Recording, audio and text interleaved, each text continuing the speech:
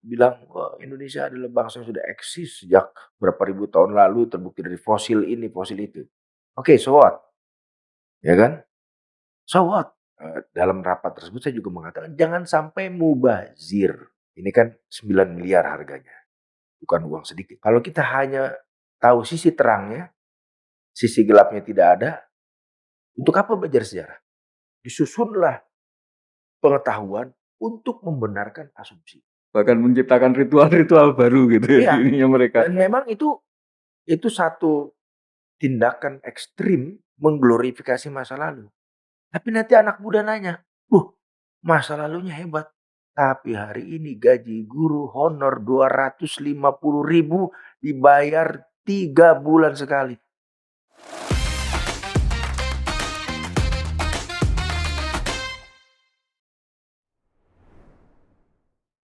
Salam Pancasila.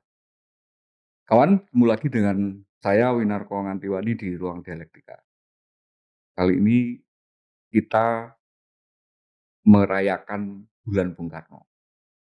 Bulan yang kemudian ditandai dengan beberapa peristiwa penting dalam sejarah.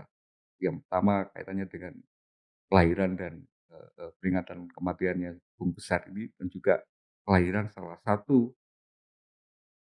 tonggak dokumen terpenting dalam keberadaan kita sebagai bangsa, yaitu Pancasila. Nah, untuk mengawal ini kami mengundang salah satu narasumber yang kemudian rasanya juga terkait dengan dinamika politik belakangan agak rame, yaitu tentang rencana pemerintah untuk melakukan penulisan ulang sejarah Indonesia, yang kemarin kemudian mendapatkan aksi penolakan dari berbagai komponen masyarakat. Kita sambut di Ruang Dialektika untuk pertama kalinya ke sini Bung Boni Triana. Salam Pancasila, Bung. Salam Pancasila, Mas Win. Terima kasih sudah mau datang ke Ruang Dialektika. Bung, kita diwarisi sama Bung Besar jas merah gitu. Jangan sekali-sekali meninggalkan sejarah gitu. Dan hari ini kemudian rame pemerintah berencana untuk melakukan penulisan ulang sejarah Indonesia yang rasa-rasanya kemudian mendapatkan penolakan yang begitu keras dari berbagai macam kalangan gitu, tidak hanya di DPR tapi juga dari berbagai macam praktisi sejarah. Bantu kami untuk memahami kenapa kok teman-teman sejarawan ini menolak rencana pemerintah untuk melakukan revisi sejarah ini. Ya, makasih Mas Win. Jadi memang sekarang sedang menjadi polemik yang ramai di publik. Kalau pertanyaannya kenapa sebagian sejarawan, aktivis, pegiat budaya, tokoh masyarakat menolak, ya yang paling gamblang kelihatan adalah kelompok AKSIL, kelompok Aliansi Keterbukaan Sejarah Indonesia, yang pada tanggal 19 Mei lalu datang ke DPR. Kami di Komisi 10 DPR menerima, kebetulan saya yang sejarawan di komisi itu, jadi saya menerima. Mereka tuh mempertanyakan kenapa menggunakan istilah sejarah resmi. Yang kedua, mereka menolak dengan pertanyaan mandat apa yang dimiliki oleh pemerintah untuk menulis sejarah. Sambil mengatakan bahwa ini sejarah resmi dan berpretensi punya tafsir tunggal sehingga menutup diri, ya, menutup diri dari berbagai macam tafsir, dari perspektif-perspektif lain, dan pada akhirnya tidak membuat penulisan sejarah ini sebagai satu proses yang demokratis, yang terbuka, yang inklusif. Nah, itu yang mereka kritik. Yang kebetulan saya amini. Saya sebagai sejarawan saya mengamini itu. Nah, kekhawatirannya dari kawan-kawan ini, kalau nanti pemerintah menulis satu versi sejarah monotafsir, kemudian juga dikatakan sebagai official, itu tidak akan membuat kita lebih terbuka dalam menciptakan ataupun memberikan satu perbedaan-perbedaan pandangan. Karena esensinya sejarah itu kan ilmu pengetahuan. Ada kaidah-kaidah ilmiah gitu ya. Ada kaidah ilmiah, ada prosedurnya, ya. Dan yang unik adalah kebenarannya pun menjadi sangat relatif. bisa bisa di cara pandang menentukan siapa yang punya kepentingan, siapa menulis. Jadi memang menjadi murni objektif ya, itu sangat sulit, sangat karena selalu ada bias. Oleh karena itu dalam ilmu sejarah ada metodologi yang menjadi koridor bagi para sejarawan untuk menggali pengetahuan itu sendiri sampai kemudian mencapai kata benar itu, kebenaran itu sendiri. Ya walaupun kemudian nanti bisa dilawan lagi ya apabila ada data baru misalnya. sebagaimana tesis, antitesis, sintesis dalam ilmu pada umumnya. Nah ini, kalau kita lihat perjalanan bangsa ini dan bagaimana kita menciptakan sejarah dalam arti sejarah sebagai sebuah masa lalu, pengalaman-pengalaman hidup kita, atau sebagai ilmu pengetahuan, nah itu harus kita lihat. Pertama, di masa kerajaan ya, dikenal Baban, ya, ada para raton lah, menceritakan bagaimana seorang raja itu berkuasa dan apa yang membuat dia berkuasa dan apa yang membuat dia legitimate dalam berkuasa. Kenarok misalkan dikisahkan sebagai seorang anak keturunan Brahma, turunan dewa, ya kan? Lalu ibu seorang manusia. Jadi mandat legitimasi dia bersifat supranatural, Mandat kedewataan gitu ya. mandat kedewataan. Karena pada masa itulah alam fikir sebagian besar masyarakat, khususnya di Jawa, ya tahapnya itu. Tahapnya seperti itu. Jadi mitologi, mitos Dewa Raja, ya kan? Itu yang berkembang. Penulisannya apa? Istana sentris. Untuk melegitimasi kekuasaan.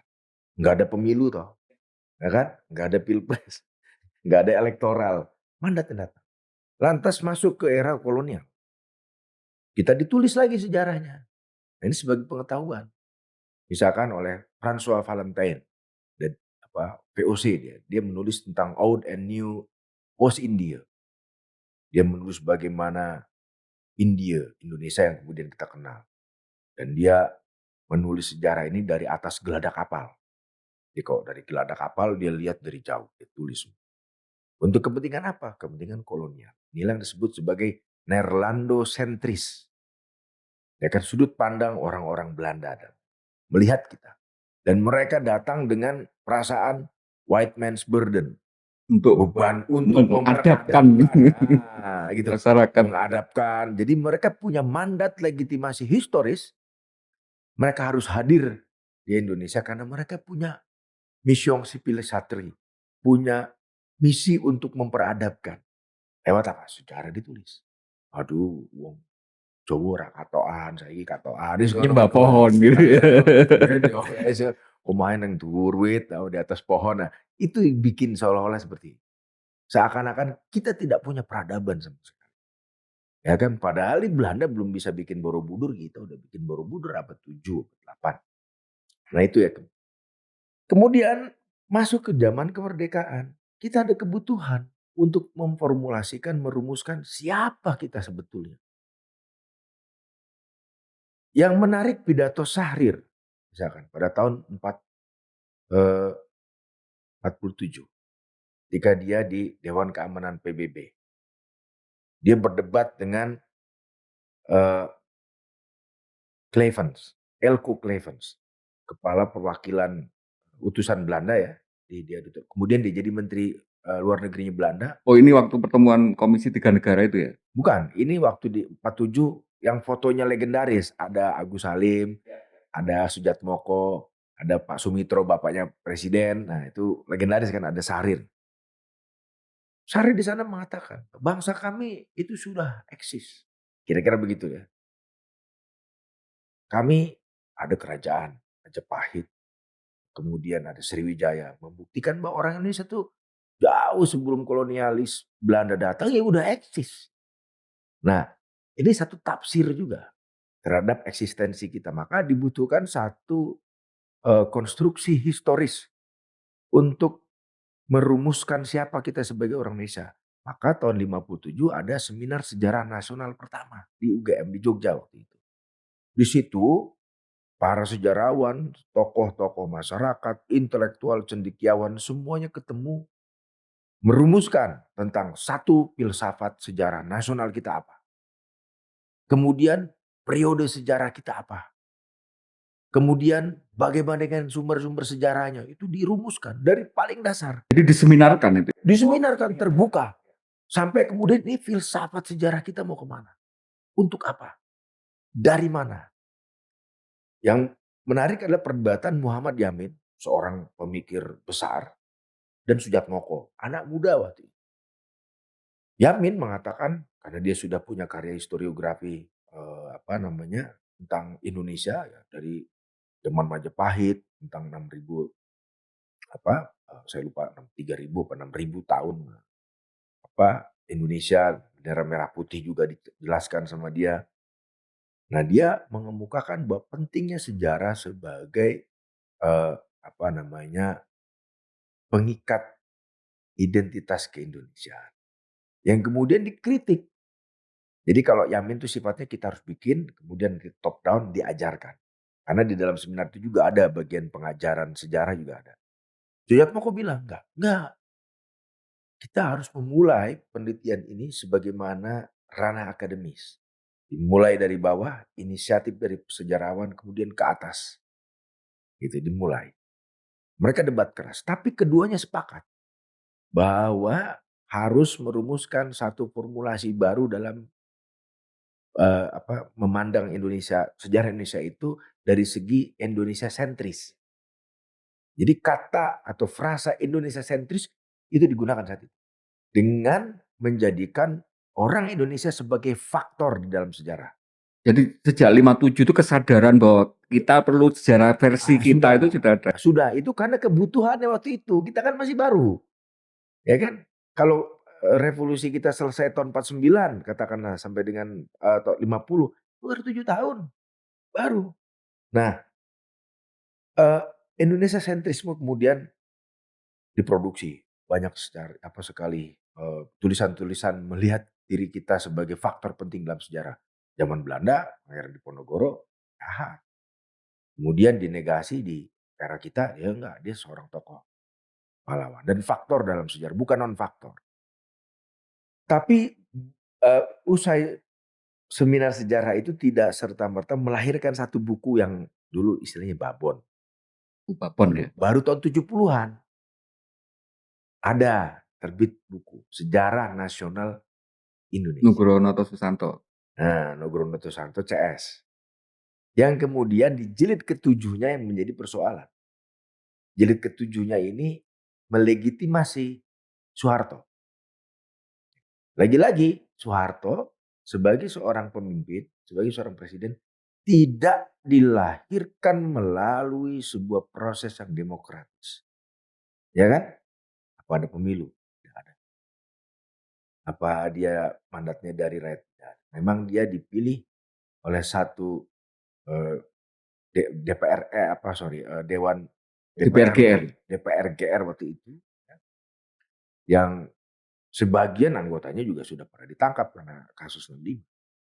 Yang kemudian dia menjadi pejabat presiden, sehingga amanat atau mandat dia sebagai pemimpin itu sepenuhnya bersandar pada peristiwa politik tahun 65, sebuah krisis politik nasional. Ya, di mana dia muncul sebagai seorang pemimpin yang digambarkan menyelamatkan Indonesia dari bahaya komunisme. Maka sepanjang kekuasaan dia akan terus membutuhkan legitimasi itu ya. mandat ini sebagai legitimasi historis dia menjadi pemimpin. Benar tahun 71 ada pemilu. Kemudian tahun 70 5 tahun kemudian ada pemilu. Terus ada pemilu ya, 5 tahun sekali. Tapi kita tahu bagaimana kualitas pemilu itu. Nah, di sini kita mengalami sejarah sebagai sebuah historiografi istana sentris. Kemudian Nerlando sentris. Kemudian Indonesia sentris. Kemudian di jeda pada masa Orde Baru apa? Ya, boleh dikatakan Soeharto sentris. Soeharto sentris. Ya kan? Nah, sekarang ada upaya untuk menulis ulang sejarah dengan menggadang-gadang satu frasa Indonesia sentris juga. Kalau kita lihat, kalau saya kemarin di Raker mendengarkan penjelasan menteri, ini Indonesia sentris. Mohon maaf, Itu sudah pernah dipakai gitu. itu tahun 50-an. Kenapa? Dasarnya adalah pengalaman kita hidup di zaman kolonial. Setelah kita merdeka 80 tahun, ya kan? Ditambah misalkan sejak 65 sampai sekarang 60 tahun. Kita punya begitu banyak pengalaman-pengalaman sebagai sebuah bangsa. Kita sudah menjadi Indonesia dalam pengertian yang lebih ketat, artinya secara hukum. Kita sudah jadi orang Indonesia sejak tahun 45. Kita menyatakan diri sebagai satu bangsa. Di dalam perjalanan 80 tahun kemerdekaan itu ada begitu banyak peristiwa yang terjadi pada diri kita. Dan begitu banyak peristiwa yang terjadi pada diri kita itu harusnya merefleksikan diri kita yang dirumuskan tahun 50 melalui historiografi Indonesia sentris. Bahwa kita bangsa yang lahir akibat perlawanan terhadap kolonialisme. Nah sekarang kita sudah lahir, sudah mulai tumbuh dewasa. Maunya kita merefleksikan apa yang terjadi 80 tahun terakhir pada diri kita. Buruk, baik, positif, negatif. Ya kan? Jadi kalau kita misalkan membawa lagi historiografi ini seolah-olah kita masih berlawan dengan Belanda secara fisik, ya mungkin Mundur ya.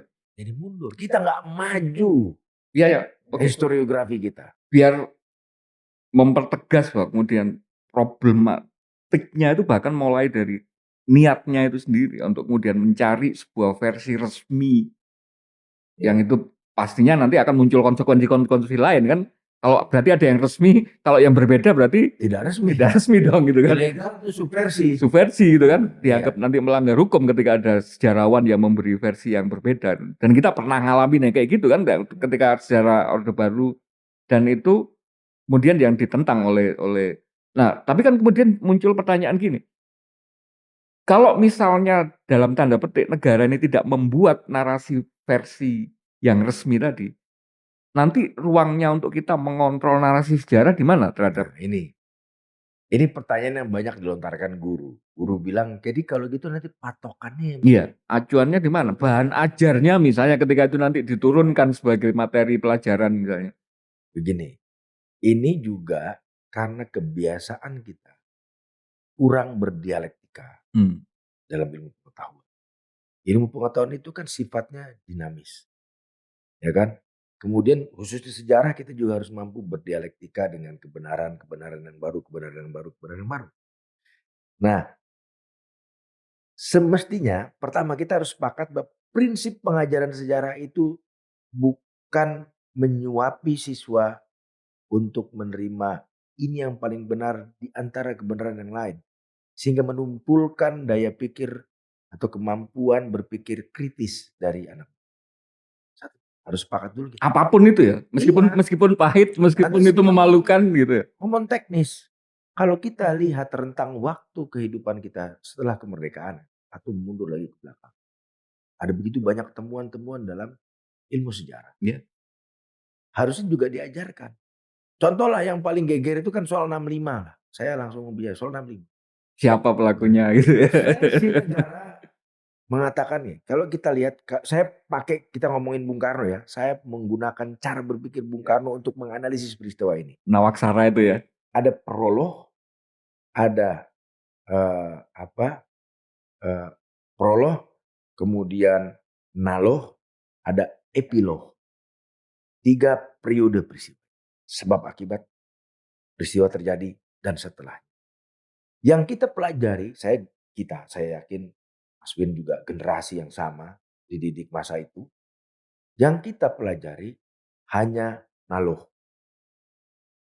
Prolog sedikit, naloh. Epilog tidak ada. Ya kan? Itu yang kita percaya sebagai kebenaran resmi.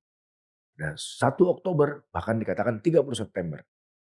Dini hari, 6 orang jenderal, 1 orang perwira pertama, 1 orang putri jenderal, kemudian 1 orang keponakan jenderal, dan 2 perwira menengah di Jogja tewas. Ya kan? Dan Dalam versi itu dikatakan, ini ada sejarah resmi, terbitan Seknek itu sejarah resmi. Jadi pernyataan negara dalam hal ini pemerintah ya, pemerintah tentang sebuah peristiwa di masa lalu. Itu resmi. Pelakunya siapa? Organisasi partai namanya PKI. Ya kan? Ada persidangan, ada sebagian lagi nggak ada, udah tembak langsung. Ada tembak atau hilang. Banyak sekali. Bahkan ada banyak yang tidak pernah terbukti kena. Selesai di situ. Maka ini menjadi kepercayaan umum. Sebentar, saya mau ini mengkonfirmasi, mau ketemu Bung Boni lama. Benar nggak sih sebenarnya pilihan mempertegas itu kejadiannya tanggal 30 September bukan 1 Oktober itu pilihan propaganda gitu. Karena kemudian katanya untuk kemudian Gestapo menjadi kata Gestapo yang itu saat itu kan image-nya sebagai tentara polisi rahasianya itu masih kental gitu. Betul. Itu benar itu ya? Betul. Nah, jadi setelah itu ada gelombang penangkapan, gelombang pemenjaraan, gelombang pembunuhan, ya kan? Ada yang bilang juga PKI juga ada perlawanan apa? Iya masalah, buka aja, ya kan? Gak masalah. Tapi bayangkan ada keterlibatan negara di situ, ada 10.000 orang di Pulau Buru ditahan. Ya. Ini contoh ya, kita bisa bicara yang lain ya. Saya akan kasih contoh yang lain nanti. Nah periode epilog ini yang kemudian kita tidak pernah tahu. Taunya hanya remah-remah gitu aja kan, hanya seperti memori-memori kolektif di lokal gitu ya. Katakanlah ada sebuah partai namanya Partai Jangkar Kapal, misalkan Partai Jangkar Kapal ini tingkat pemimpinnya terlibat satu konspirasi. Apakah adil seorang anggota di desa yang tidak pernah tahu apa-apa kemudian kena? Oke, satu hal ya ini. Nah, ini maksud saya dengan koreksi tadi. Yang kedua, dalam kehidupan pengalaman kita sebagai sebuah bangsa, melalui 80 tahun kemerdekaan, kemudian melalui 32 tahun masa otoritarianisme Orde Baru, itu juga ada pengalaman-pengalaman. Bagaimana negara kemudian melakukan kekerasan, terlibat. Zaman Pak Jokowi ada 12 kasus, plus 1 kuda tuli sekarang. Ada 12 kasus pelanggaran HAM. Oke, dikatakan katanya ini bukan penulisan sejarah pelanggaran HAM. Iya betul, tapi mengapa hanya 2 kasus pelanggaran HAM yang ditulis? Kasus Talang Sari sama Tanjung Priok. Kalau memang bukan, ya kenapa ini masuk? Kalau memang penting, kenapa tidak semuanya? Nah, menurut hemat saya, ini momentum bagi bangsa Indonesia memandang kembali sejarah kita masa lalu, ya. 80 tahun kita hidup sebagai bangsa Indonesia dengan berbagai macam pergolakan untuk mampu menelaah lebih dalam diri kita. Ya kan? Oh, ternyata kita ketika sudah jadi orang Indonesia, kok gini? Oh, ternyata ada juga kejem-kejemnya. Oh, ada juga begini. Nah, ini penting. Ya, kita tidak lagi misalkan jangan terjebak untuk menciptakan narasi yang sifatnya bertendensi chauvinistik, mengglorifikasi masa lalu. Tapi nanti anak muda nanya, masa lalunya hebat. Tapi hari ini gaji guru honor 250.000 dibayar 3 bulan sekali. Kalau kita hitung 250.000 gaji honor guru banyak sekali, dibagi 30 hari, dia harus hidup kira-kira sekitar 8.000 rupiah sehari. 8.000 bahkan 7.000 mungkin. Ya kan? Kemudian kalau misalkan kita mengagungkan masa lalu sebagai sebuah cara membangkitkan kebanggaan yang chauvinistik, anak muda akan tanya, pengangguran naik. Gak nyambung ya selama ini. Kemudian ketika narasi ini dibuat untuk menimbulkan semangat kita, spirit kita sebagai sebuah bangsa yang hebat di masa lalu, yang kuat di masa lalu. Hari ini di ibu kota orang naik motor masih lewat trotoar. Kita mengharapkan historiografi maunya membangun satu kesadaran reflektif tentang kita setelah jadi orang Indonesia. Ya, karena itu salah satu yang rasanya juga mungkin perlu kita highlight ya di yang RDPU yang 26 ya dengan Kementerian Kebudayaan. Itu kan Pak Menteri juga sudah rasanya itu saya nggak tahu itu bagian dari slip of tongue atau enggak. kayaknya kan ada semacam, kalau dulu di zaman Soeharto itu ada semacam narasi besarnya kan gini, kalau melihat pemimpin masa lalu itu kan kita mikul dhuwur mendem jero gitu ya. Seolah-olah kalau ada yang bagus ya kita ini kan, tapi kalau ada yang jelek, ada yang ini, ya jangan di inilah, jangan diungkit-ungkit gitu kan. Rasa-rasanya kemarin tuh Menteri, menyatakan hal yang sama Pak Menteri Fadlizon ketika mengatakan bahwa ya dosa-dosa pemimpin itu kan, ya pemimpin pasti ada kelebihan dan kekurangannya, kita nggak usah terlalu membesar-besarkan. Karena kalau ini narasi yang besar seperti ini, saya khawatir nanti penulisan sejarah ulang ini, yang paling dekat ya peristiwa 98 yang kita sekarang semuanya masih hidup, itu akan dimaknai ulang gitu, di framing ulang untuk kemudian kejadiannya sama, tapi dimaknai dengan sangat berbeda itu kan. Karena ada pelajaran besar itu misalnya gini, di Jepang itu hari ini katanya anak-anak yang generasi sekarang itu nggak ada yang tahu kalau mbah-mbah mereka itu pernah menjajah negara-negara di Asia Timur gitu ya. Sama persis dengan kita nggak pernah merasa kalau kita itu pernah menjajah Timur Timur kan gitu kan. Nah, hanya kesadaran untuk berani membuka ini kan yang, nah, kalau kemudian pemerintah sudah niatnya seperti ini, gimana caranya untuk kemudian memberi kesadaran ke masyarakat bahwa ya memang sejarah itu harusnya beragam gitu. Ya seperti yang disampaikan Bung Boni tadi. Ya, jadi begini, ketika kekuasaan itu dipersonalisir, ya kan, kemudian mengarah kepada satu person, kepada individu, bukan satu mandat publik, bukan satu institusi. Presiden, kepala negara kan institusi. Maka ada tendensi ya mikul dur mendem jero tadi. Tapi ketika kita memahami bahwa kekuasaan itu adalah ranah publik, bahwa jabatan itu sebuah institusi seperti presiden, kepala negara, ya, yang harus dipahami dalam kacamata publik juga, maka mestinya tidak ada penghalang untuk membuka itu dan memberikan konteks. Ya kan? Memberikan konteks. Begini, saya kasih ilustrasi. Di Amerika itu setiap 25 tahun sekali arsip dibuka. Ya. Kalau arsip-arsip rahasia ada masa kadaluarsanya kira-kira gitu ya. Arsip itu. Jadi arsip itu dibagi, kalau di kita juga ada undang-undang kearsipan, ada arsip statis, ada arsip dinamis. Ada arsip aktif, ada arsip inaktif. Ini dokumentasi negara. Mereka buka 25 tahun sekali, bahkan 50 tahun sekali. Ya. Ketika dibuka, arsip-arsip di Amerika itu, kita jadi tahu, wah ternyata dia ada di sini, ada di situ, ada yang memang ada di blok, ya kan? Kita tahu, Ternyata tentara dikasih daftar. wah ternyata begini, ternyata begitu. Kemudian Amerikanya bubar nggak? Kita jadi tahu kan, oh ternyata begini. Tapi kan kemudian kita menjadi seperti kaca spion kan, Bahan pelajaran gitu ya. pelajaran, kan? Bahan pelajaran. Jadi kita pun sama. Dari praktek bernegara kita tuh harus dibawa ke ranah publik, Ya, nggak terpersonifikasi tadi tidak ya. terpersonalisasi kepada orang per orang sehingga kita cara pandangnya jadi semi feudalistik, ya kan? Semi feudalistik yang ya ya kalau misalkan zaman Ken Arok ya boleh aja, ya kan? Kita kan bukan lagi hidup di zaman Ken Arok. Kita itu di zaman demokrasi di mana kita sama-sama berjanji nih kita mau menjadi negara yang demokratis. Semua proses yang di wilayah publik mestinya dibagi ke publik.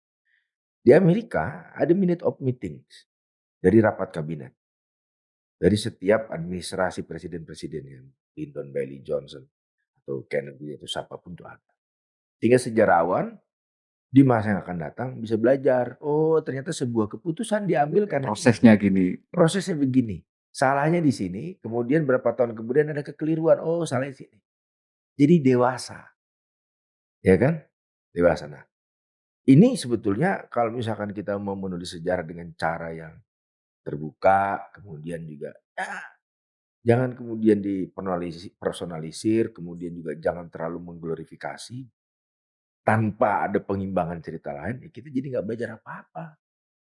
Kalau kita mau bilang, wah Indonesia adalah bangsa yang sudah eksis sejak berapa ribu tahun lalu, terbukti dari fosil ini, fosil itu. Oke, so what? Ya kan? So what? Misalkan begitu. Kenapa? Loh hari ini kita lihat.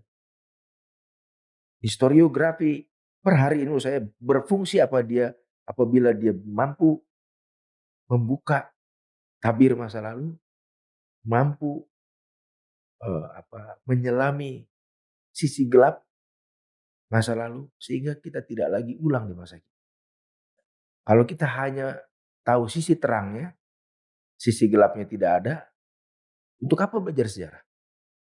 Hanya untuk membanggakan diri dan menjadi chauvinistik, ya kan? Saya datang dari partai nasionalis, PDI Perjuangan, dan ajaran Bung Karno mengajarkan janganlah menjadi seorang nasionalis yang chauvinis. Itu yang saya pegang, kami pegang di PDI. Anda kemudian ya lagi-lagi ini bahasannya menjadi kayak semacam melompat ke depan menjadi asumsi gitu. Apa sih sebenarnya terus kalau pemerintah sebenarnya sudah masyarakat sejarah sudah punya kesadaran tinggi seperti itu ya tentang penulisan. Kenapa pemerintah kemudian memaksakan ini di momen ini? Karena kemudian kemarin ada yang menarik dari paparan Profesor Marzuki Darusman, ketuanya aksi ini, mengatakan ini kan kayak seolah-olah orang menulis memoir padahal kerjaan belum dimulai, bahkan belum dimulai gitu, masih di awal itu. Apa tulisan kira-kira? Kenapa memaksakan di agenda pemerintahan yang baru seumur jagung ini bahkan belum melangkah? Oke, meskipun katanya dibatasi sampai pelantikan kan gitu kan, pelantikan. Tapi kan proses kemudian seorang Prabowo ini kan tidak muncul dari vakum gitu. Dia terkait dengan 98. Bahkan kemudian pelantikannya sendiri proses pemilihan pasangan ini juga menimbulkan berbagai macam pertanyaan dari publik gitu. Kalau sampai perlu merasa menuliskan ulang menulis sejarahnya sendiri itu apa kira-kira agenda benarnya gitu? Ini soal tafsir. Hmm. Kita semua hanya punya patokan mengenai proyek ini dari konsepsi sejarah nasional yang disusun Kementerian Kebudayaan dan yang beredar dari WA ke WA. Dari situ saya menafsirkan, misalkan di jilid ke-8. Itu eranya Bung Karno. Tulis dalam judul Masa Bergejolak dan Ancaman Integrasi. Not even ancaman disintegrasi, tapi ancaman integrasi. Itu dua hal yang berbeda. Kalau kita baca sinopsisnya atau rangkuman dari jilid ini, terlihat sekali mungkin 75% itu minor. Jatuh bangun parlemen. Kemudian apalagi pemberontakan. Macam-macam. Krisis ekonomi. 9, masa Orde Baru, pembangunan stabilitas. Seolah-olah jilid 9 adalah jawaban dari semua persoalan yang terjadi di jilid 8. Ya kan? Padahal kalau kita mau fair di jilid 8 ini, masa Bung Karno, kita punya peran yang hebat. Asia Afrika. Kemudian kita punya orang ejek mercusuar. Nah, itu bukan mercusuar, itu peran dan kontribusi Indonesia untuk dunia. Khususnya bagi negara-negara yang masih dijajah. Ini sama sekali tidak kelihatan. Paling tidak dari persepsi itu. Sehingga timbul tafsir, oh ini jangan-jangan mau jadi legitimasi historis untuk memberikan gelar kepahlawanan bagi seseorang yang menjadi penting di jilid ke-9 itu. Dan yang terakhir adalah di jilid 10. Ya kan? Ada Ibu Mega dan Gus Dur disatu babkan, separuh-separuh. Ya. Pak SBY oke lah, kalau Pak SBY oke, dia udah lumayan, udah 10 tahun lewat lah. Sudah selesai, pekerjaan sudah kita bisa nilai. Bagian terakhir adalah Pak Jokowi. Sebelum terakhir pelantikan Pak Prabowo, Pak Jokowi. Ada satu subbab mengenai IKN. Ya kan? Nah IKN itu ya apa yang kata Pak Marzuki Darusman. IKN ini seperti menulis memoir sebelum kerja selesai. Ya kan? Ini apa gitu. Jadi kalau menurut saya proyek ini dikerjakan secara terburu-buru, baru dimulai Januari akhir, harus selesai bulan Agustus. Terlalu ambisius, tidak terbuka, dan kita dibuat untuk jadi suruh nunggu hasil. Jadi kalau misalkan kita tanya, "Tunggu aja nanti kan jadi." Nah, nggak kayak gitu prosesnya. Maka, eee, wajar kalau ada kelompok yang menolak. Menolak itu udah lebih prinsipil sih, kan. Jadi kalau saya mau ceritakan tambah sedikit, yang jadi persoalan secara prinsipil, kemudian secara prosedural, dan secara substansial. Kalau secara prinsipil, secara resmi pertanyaan, apa mandat? Apa yang maksud secara resmi? Jadi lo kalau ini sudah tidak sepakat, sudah ditolak secara Udah nggak prinsip, perlu kita mulai berikut-berikutnya lagi. bicara ke soal prosedur dan substansial. Ya, tapi kalau di sini saya mencoba melihatnya juga yang proses kedua, prosedurnya. Apakah dia mencerminkan satu prosedur yang inklusif, yang eh, apa namanya terbuka, deliberatif, Yang ilmiah, yang ilmiah segala macam, mengundang, partisipasi bermakna ya macam-macam itu ya. partisipatif. Yang ketiga, substansinya bagaimana? Iya sih. Jadi kemarin ketika kami rapat dengan Kementerian Kebudayaan, DPR telah menyepakati ini bukan sejarah resmi. Artinya dia bukan rujukan. Karena sudah disepakati kan. Dia bukan lagi rujukan. Nah kalau dulu kan itu langsung dijadikan materi pelajaran dari atas ke bawah terus. Nah kalau menurut saya sekarang zaman dalam rapat tersebut saya juga mengatakan jangan sampai mubazir. Ini kan 9 miliar harganya, bukan uang sedikit.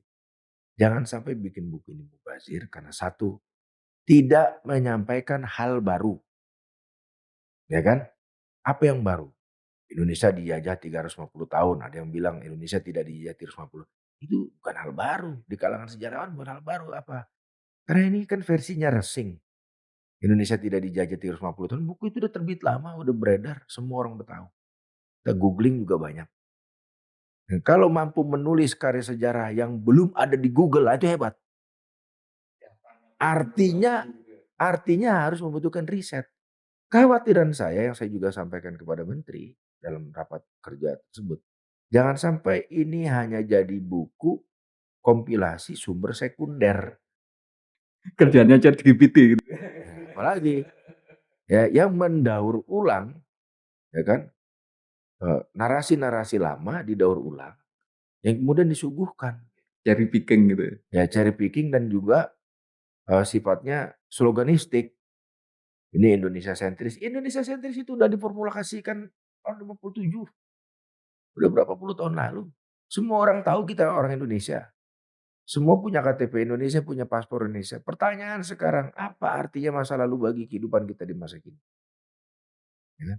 Yang saya tadi bilang, kita hebat di masa lalu, kita punya ini, itu. Hari ini kok gaji guru masih 250.000. Hari ini kok masih ada yang dari pelosok jalan kaki bawa seorang ibu yang hamil. Hari ini kok masih ada anak SD nyeberangi sungai Jembatan Gantung yang hampir roboh, hampir putus. Bangunlah cerita masa lalu yang reflektif, yang kemudian membawa kita semakin progresif ke depan. Termasuk mengakui kalau kemarin ada salah, ada yang Ya. Dan pengakuan itu bukan dalam konteks person. Jadi kalau dipersonalisasi kan susah. Tapi pengakuan itu sebagai bagian pengalaman kita sebagai sebuah bangsa. Seperti itu, Mas. kalau misalnya kemarin dalam proses rapat dengar pendapat itu dianggap sebagai semacam kesepakatan bahwa itu bukan menjadi narasi resmi. Tapi kan kita tidak bisa menafikan bahwa itu tidak kemudian mengatakan bahwa prosesnya tidak akan jadi kan. Artinya proses itu akan tetap berlanjut. Akan berlanjut. Sehingga kemudian kita perlu mempertanyakan proseduralnya sampai nanti substansinya kan gitu. Prosedural katanya akan dijanjikan bulan Juni sampai Juli katanya, begitu produknya itu jadi akan dibuka ruang untuk konsultasi publik atau uji publik sehingga masyarakat sejarawan yang merasa tidak setuju bisa memberikan masukan. Ini menurut Bung sudah cukup memuaskan sebagai jawaban dari pemerintah. Proseduralnya dulu ya, kita belum ngomong substansinya. Justru itu. Saya mau cerita, ada satu buku yang ditulis oleh David van Rijbroek, sahabat saya.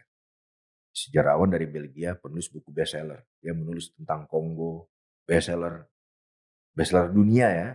Dan baru-baru ini tahun 2022 dia baru rilis buku yang judulnya Revolusi dan Indonesia dan lahirnya bangsa-bangsa, lahirnya dunia baru. Bukunya tebal, 900 halaman. Dan buku ini melakukan riset 4 tahun lebih. Mewawancarai hampir 200 orang. Meneliti begitu banyak ribuan halaman dokumen. 4 tahun. Begitu keluar, dia membangun tesis bahwa Indonesia baru merdeka 10 tahun, sudah menggalang bangsa-bangsa lain dan menjadi inspirasi bangsa-bangsa lain untuk memerdekakan diri. Di buku itu. Jadi bagaimana buku itu dihasilkan sebuah proses yang panjang. Itu baru namanya baru. Bukan hanya tafsir, bukan hanya perspektif, tapi sumber-sumber baru. Dia bahkan sampai mewawancarai mantan serdadu Gurkha. Dia pergi ke Nepal. Dari situ dia dapat cerita bahwa dia yang ikut perang di Surabaya berarti. Iya, yang ikut serang perang Surabaya. Dari situ dia dapat cerita si prajurit Gurkha ini menyangka mereka mau dikirim ke eh, Jepang. Karena waktu itu kan fasisme Jepang. Ternyata dikirim ke Jawa karena dulu kan Javan itu Mirip ya. mirip. Nah, cerita-cerita itu ada. Nah, yang mau saya sampaikan bagaimana sebuah proses penulisan sejarah ini dilahirkan melalui satu riset panjang. Nah, ini kan baru dimulai Januari, harus selesai Agustus. Risetnya kalau menulis ulang dari awal sampai akhir, saya ingin tahu apa bedanya dengan sejarah nasional Indonesia yang sudah pernah ditulis dan apa bedanya dengan seri Indonesia dalam Arus Sejarah yang juga pernah sebagai pemutakhiran dari NSI. Kalau hanya memutakhirkan, ya kan, mengapa 10 jilid dan apa yang membedakan dari SNI dan IDAS? Kalau tidak ada bedanya, ini akan uang publik. Betul. Jadi saya Dan itu tidak jelas kan dalam hasil RTBU yang dengan Menteri Budaya. Iya, itu kan pertanyaan Bung tapi nggak ditanggapi iya, gitu. akan memberikan jawaban tertulis. Itu belum ya? Belum. Nah, itu yang saya katakan jangan sampai mubazir. Dan juga harus kita perhatikan zaman sekarang. Anak muda, dengan segala hormat kepada generasi muda, saya juga punya anak. Apakah mereka membaca buku sedalam generasi kita? Mereka ya membaca buku, mereka punya logikanya sendiri.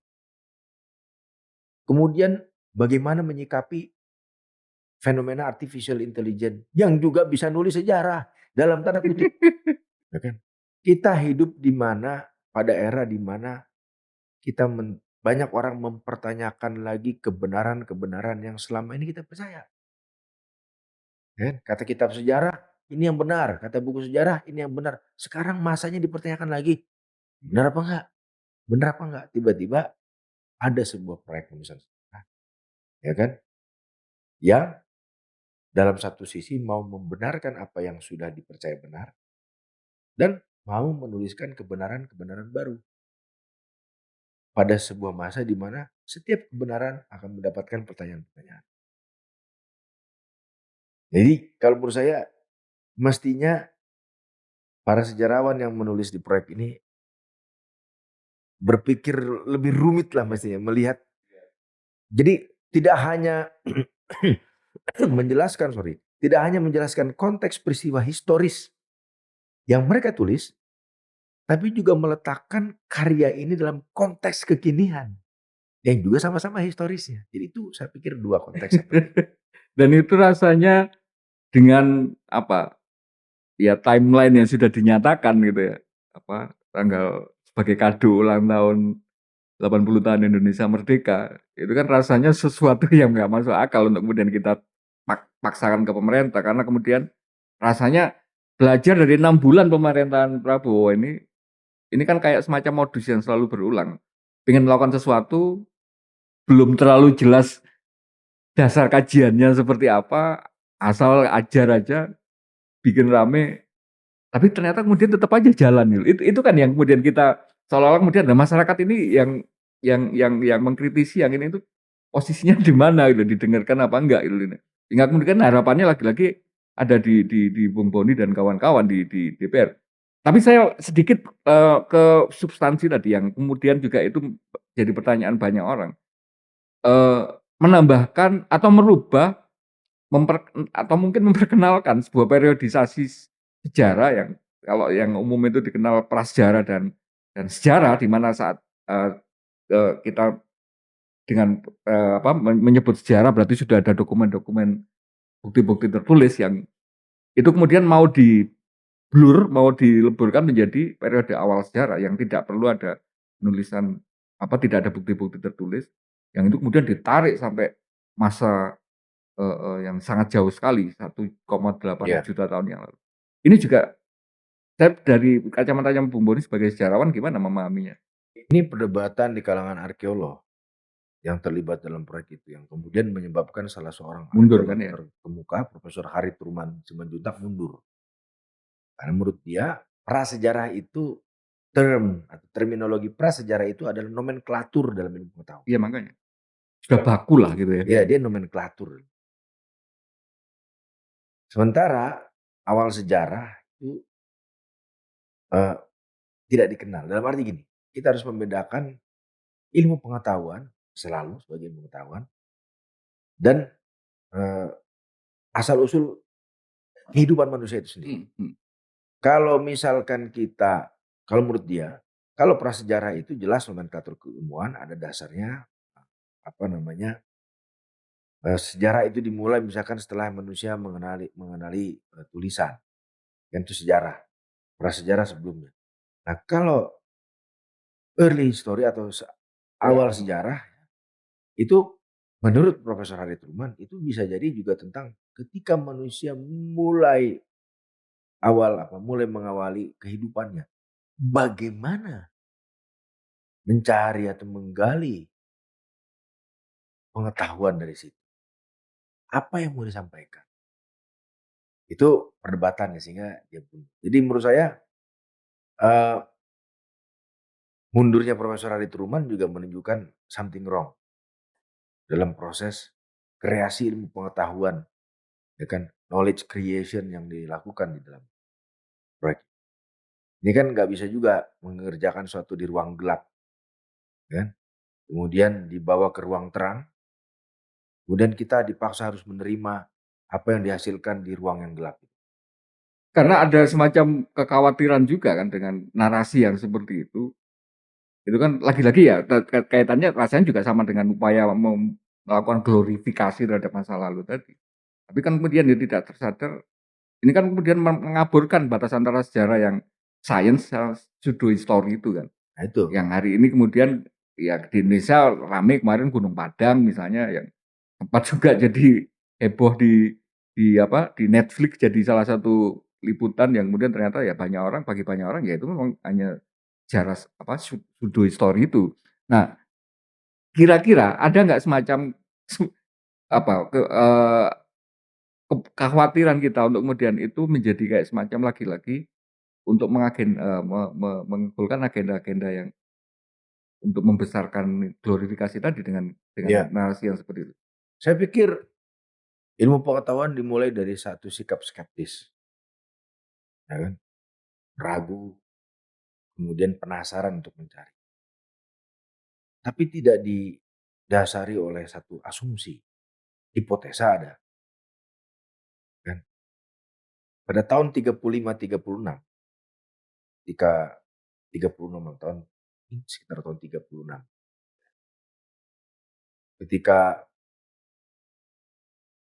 berkuasa di Jerman dengan Nazi, ada sekelompok ilmuwan yang sampai pergi ke India untuk mencari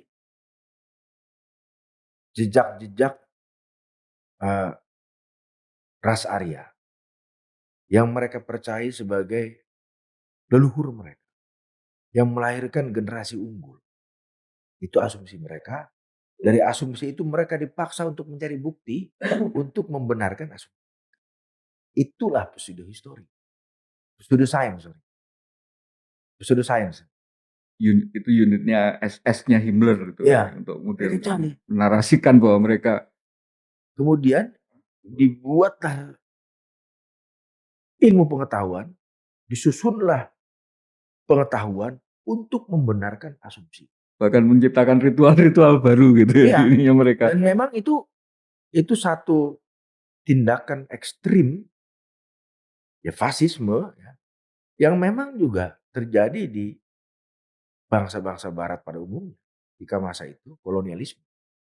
Bayangkan ada ilmu misalkan kraniologi untuk mengukur tengkorak, diukurlah. Untuk membenarkan bahwa masyarakat dunia ketiga itu Ah, lebih inferior gitu ya. iya kan?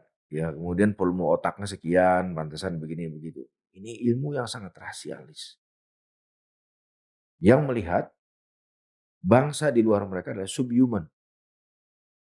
Kemudian muncullah rasa uh, right or wrong is my country, ya kan? Kemudian muncullah sense chauvinistik tadi. Maka terjatuhlah, ya, maka terjatuhlah Jerman ke dalam satu keadaan yang fasistis dan menjadi fasis. Nah, mereka bisa percaya itu. Oh, bangsa Arya itu paling unggul, paling itu dibangun oleh pseudo science. Tentu jadi pseudo history juga. Kita nggak mau dong mengulangi seperti ini, ya kan? Kita tidak mau ilmu pengetahuan dibangun berdasarkan tujuan untuk membenarkan asumsi. Tidak seperti itu, ya kan? Tidak seperti itu. Karena ya bagi beberapa ini saya mengutip di pelaku media yang lain ya, ada ACC Channel namanya. Dengan kalau ini dibenarkan dan ini difasilitasi oleh negara, jangan-jangan yang namanya hoax, yang namanya konten-konten yang kemudian dia tadi didasari voodoo science itu justru akan semakin marak gitu karena kemudian negara sendiri yang memberi ruang untuk itu gitu. Kekhawatiran seperti ini terlalu berlebihan apa enggak menurut Bung? Dalam konteks hari ini nggak berlebihan, karena sudah terjadi, banyak terjadi. Kalau kita cari-cari di internet kan banyak. Dan apalagi masuk ke medsos, Iya. ya kan? Ya saya sering kasih contoh Nabi Sulaiman membangun candi Borobudur, ya Gajah kan? Mada yang dari Ya kan? Ya mungkin kalau kita nggak pernah baca sejarah, ya kita bisa langsung telan aja. Kita kaum-kaum intelektual masih bisa ketawa mendengar yang kayak gitu. Tapi bagaimana dengan masyarakat? kalau yang melakukan negara ini kan yang melakukan pemerintah ini kan menjadi kayak semacam pintu legitimasi. Tapi saya kemudian mau menutup ini dengan menarik ini ke tema besar kita untuk merayakan bulan Bung Karno. Bung tadi sudah meskipun oke kita sebenarnya kepingin ketika di dasar epistemenya itu sudah salah, mestinya kita sudah nggak ngomong lagi prosedural bagi substansi gitu. Tapi mau nggak mau kita harus mengantisipasi bahwa substansi ini akan jalan. Saya akan menanyakan secara substansi. Bung tadi sudah menyinggung sekilas bahwa di bab 8 di jilid yang ke-8 itu bahas tentang kepemimpinan Presiden Soekarno dengan narasi yang sudah sangat framing tadi gitu. Apa kira-kira kepentingan kita untuk kemudian menjaga ini tidak dalam tanda petik benar-benar akan menjadi revisionisme sejarah Orde Lama atau bahkan desoekarnoisasi gitu. Kira-kira apa yang bisa dilakukan? Sebetulnya kalau misalkan apa yang dilakukan, ya sudah jelas bahwa kesepakatan DPR dengan Kementerian Kebudayaan ini bukan sejarah resmi. Sehingga buku ini apabila kelak sudah jadi bukan rujukan. Karena dia bukan resmi, ini bukan rujukan.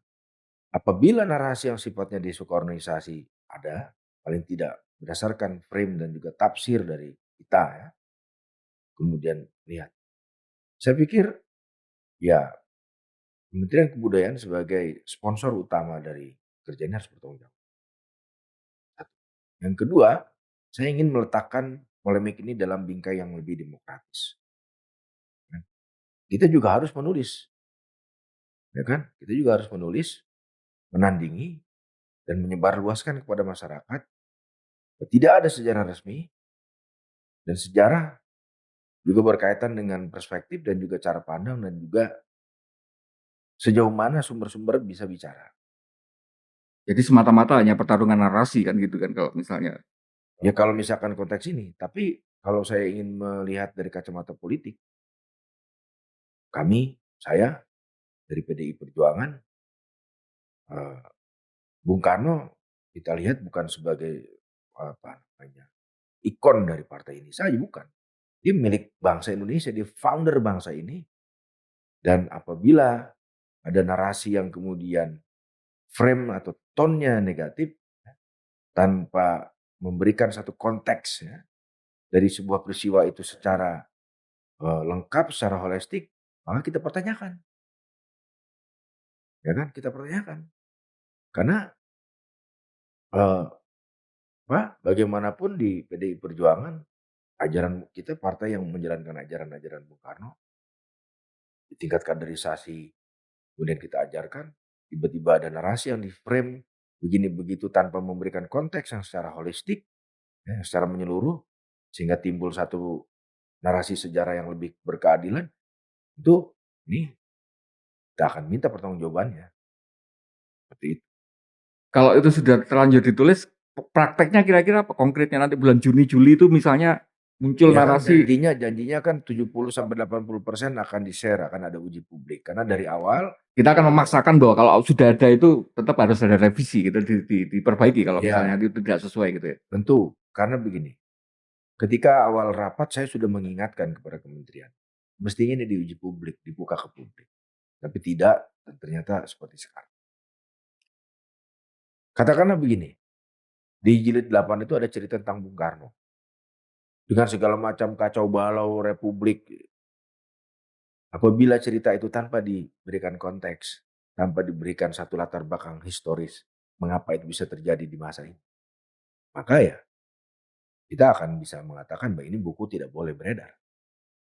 Ya kan? Misal, karena dia memberikan satu narasi yang tidak lengkap, tidak holistik. Betul nggak? Yang kedua, kita bisa menandingi narasi itu. Pertandingan tandingan narasi ya. Karena buku ini pada akhirnya nanti akan menjadi rujukan untuk pelajaran-pelajaran sekolah. Bagaimana sebuah pelajaran sejarah diberikan dengan satu konstruksi pengetahuan yang tidak holistik, yang tidak lengkap, bahkan berpretensi untuk menyudutkan. Ya. Katakanlah Bung Karno di sini, kita sering sampaikan desuk organisasi. Bagaimana itu bisa terjadi diajarkan kepada siswa-siswa kita, generasi muda. Kalau misalkan dikatakan ini untuk mengenang sisi baik dari sebuah pemimpin, ada apa dengan jilid 8 itu? Ya. Nah, yang terakhir juga justru saya ingin katakan, kita juga punya persoalan dalam pelajaran sejarah. Pelajaran sejarah itu bukan mandatori. Di dalam Undang-Undang Sisdiknas pasal 37 tidak ada pelajaran sejarah, apalagi sejarah Indonesia. Iya, betul. Sejarah Indonesia secara khusus baru dipelajari sekitar kelas 3 SMA atau kelas 12. Selebihnya, Elektif juga tapi kan. ya sebelumnya masih umum dan juga di ilmu sosial. Kalau bagi seorang Boni Triana harusnya gimana? Sejarah itu apakah Sejarah diberikan berdasarkan kebutuhan dari siswa per grade. Jadi di SD dia kebutuhannya apa. Misalkan kalau misalkan di Jepang itu anak kecil diajari soal etika. Kamu harus menghormati yang tua. Kalau kamu duduk di bis ada orang tua, ada orang apa yang eh, difabel misalkan, kamu harus kasih dia tempat. Kamu harus duduk, kamu harus hormati, kamu harus respect sama temanmu. Berarti sejarah yang diberikan, pelajaran sejarahnya tentang bagaimana cerita-cerita di masa lalu yang akan memberikan inspirasi pada mereka tentang nilai-nilai respect. Kemudian nilai-nilai yang menghargai keberagaman, perbedaan. Ya. Kemudian SMP ini anak remaja ingin tahu, ya, itu periode yang Sturm and Drang di tengah-tengah. Dewasa belum, anak-anak udah lewat. Maka dia harus belajar tentang misalkan sejarah fashion, sejarah musik, sejarah yang mendorong atau menstimulat daya kreativitas dia. Jadi di masa SD, anak-anak belajar tentang sejarah, nilai-nilai untuk menghargai orang tua, etika, keberagaman, penghormatan. Di SMP belajar tentang hal-hal yang menumbuhkan kreativitas dia. Misalkan bagaimana sejarah sains, bagaimana sejarah ilmu pengetahuan, bagaimana radio diciptakan, bagaimana TV diciptakan, bagaimana alat telekomunikasi diciptakan.